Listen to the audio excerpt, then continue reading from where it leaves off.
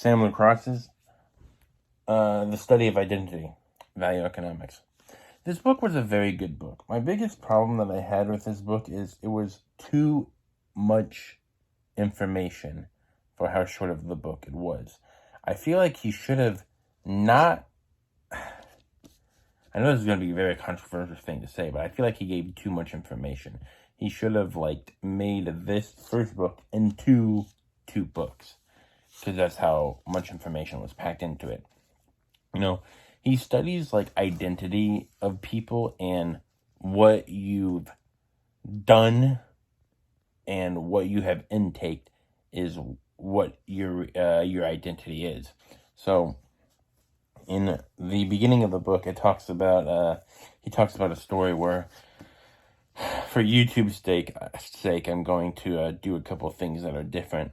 But there's a person who was in school and he stutters a lot.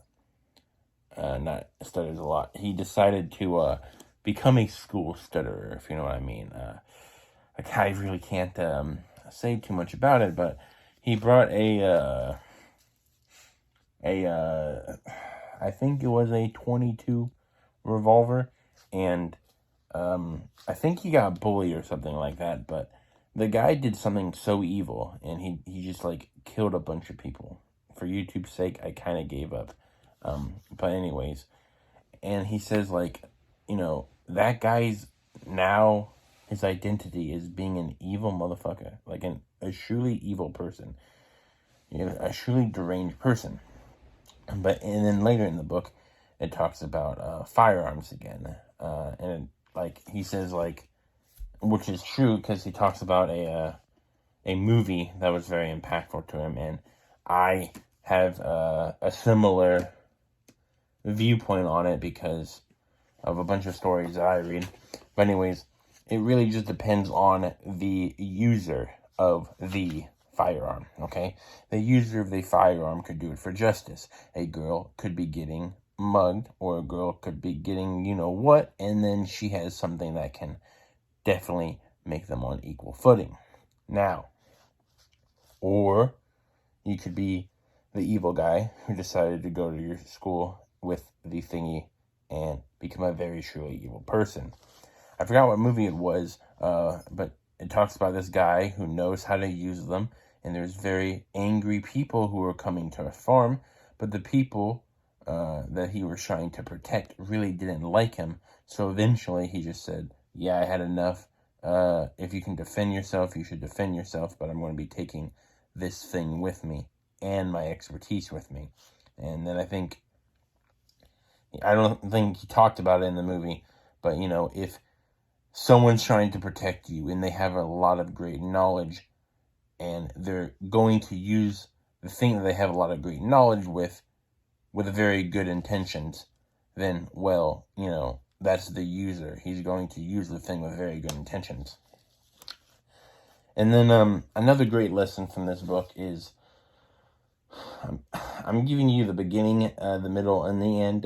This lesson wasn't exactly at the end, so if you want to know the true study of identity, I would recommend this book.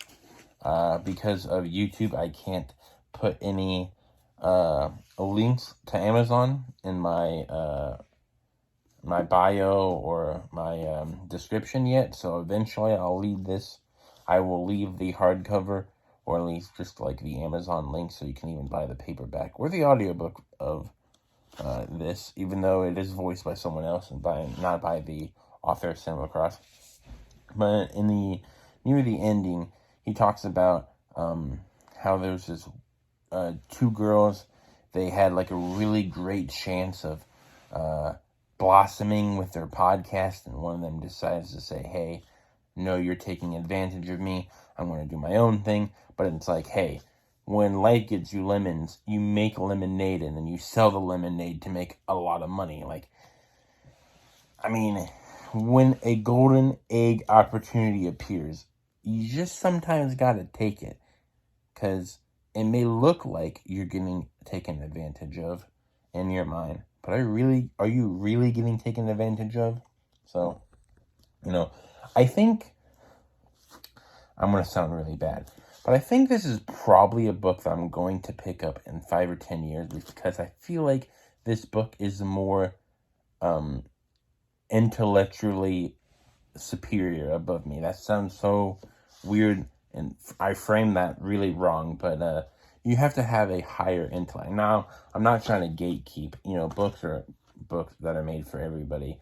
This is not the Rick and Morty community. I'm not going to gatekeep you because you couldn't understand the intellectual jokes in the first season.